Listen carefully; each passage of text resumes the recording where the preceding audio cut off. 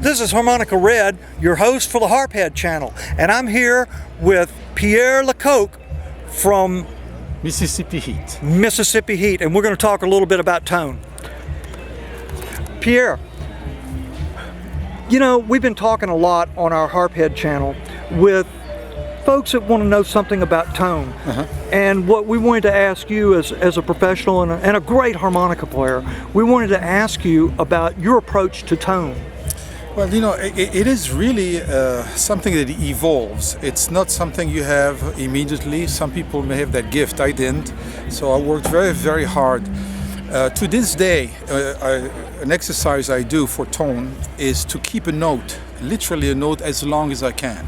Draw it, keep it, vibrate it, you know, so I can really work on certainly my wind.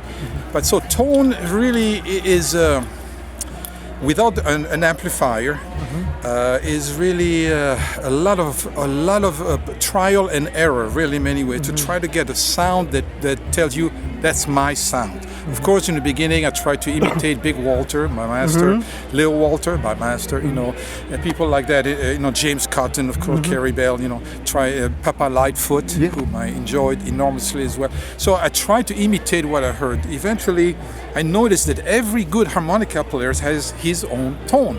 I know Mark Hummel was interviewed by you. James Cotton, of course, has a very distinct, beautiful tone of Kim Wilson. And so eventually, a good harmonica player comes up with his tone that you recognize a mile away. So, oh, I know who that is. Oh, I know who that is. Of course, there are phrasings and there are, but the tone itself, I can recognize. Now, and does an amp make a difference? Now, I know people like to hear no. I'm saying yes, it does make a difference. But the amplifier itself is not going to give you the tone. But a good amp, you know, a warm amp that can really give you no feedback out of the thing, can really give you a fantastic tone compared to another kind of amp that, let's say, is for guitar, 100 watts or what have you, that you don't have that good a tone because the volume is down. You can't break those tubes, you know, break them up, you know. So I think an amplifier does make a difference, but of course, everybody is going to tell you what I'm going to tell you is that without an amplifier, you know, work on your tone, you know, acoustically. If you have it acoustically, it's you know, it's just an issue of adapting to a microphone, holding it well. I think in terms of tone too, the working with the hand, you know, the opening, the closing, the little wah-wahs, it does help in terms of delivering a tone and even add to a certain tone. So I work very much on that kind of you know, sound because I love amplified harmonica myself. I like the horn sound on the harmonica, you know, the sax, the trombone, you know. Clarinet even sometimes. So I love that kind of approach myself on the harmonica. So tone, I work on it every day, as often as I can. I'm never satisfied, ever. So I'm never satisfied, you know.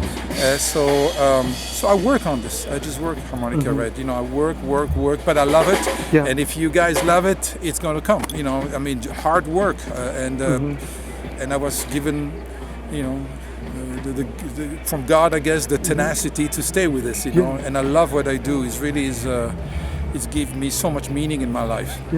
Well, for the young harpheads that are out there, and even the older ones that have just picked it up recently, that strikes a chord with me of what you just said: practice. Every day. Yeah, absolutely. One thing that helped me enormously, I'm a melody guy. I love melodic phrasing. So I learned a lot of melodies that I knew because I knew about the timing of these melodies, you know, and children melodies, you know, so I could have work on my control, you know, my whole control and where to go and all that. So that helped me a lot. To this day, if I see a melody, I say, oh, I haven't learned this one. I may just buy a book with those arrows, you know, throws and blows. And I learned I just learned a melody. It's satisfying to me, but it's also about tone because, you know, you want to make sure, you know, that you're expressing the melody correctly the way the Beatles did it. I love the Beatles. I love the Beatles. Speaking of melody, you know, those guys were unbelievable. And as I grow older, I appreciate the Beatles more and more. less as an adolescent, believe it or not. I don't know what the heck happened to me, but it's only with the years that I started appreciating the Beatles because of their melodic, amazing. And they play blues too in the beginning. You know, they have a BBC. I don't know if you know, but they have a couple of recordings from the BBC radio that I heard on tape only, on cassette tape. But anyways, so melody, breath control. To this day, I was telling you, Harmonica Red. I keep a note, man, as long as I can, and I try to vibrate it. Certainly draw. Let's say 2 draw or 4 draw, whatever, and just try to get a certain, volume ease, so that when I play, I can do all kinds of things without thinking. Got my, my cough or whatever, my lungs. I try to expand them as much as I can. Well, it's all part of your instrument. It's, for me, it's from below my stomach all the way up to here and even into my nasal cavities. Absolutely. I mean, I could make without wind, just playing with my jaw. We're just holding a note and start playing with it. It makes difference. So experimentation is good. Don't get your wives around. Don't get girlfriends. Do it alone. Go to the woods, whatever, and just go crazy. That's what I do. I practice.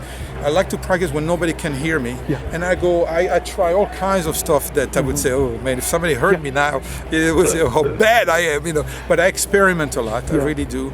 But for me, it's phrasing and presenting a note as warmly as possible. Well, thank you very much, and we appreciate the time that you spent with us. Nice meeting you. And have a great gig. Thank you.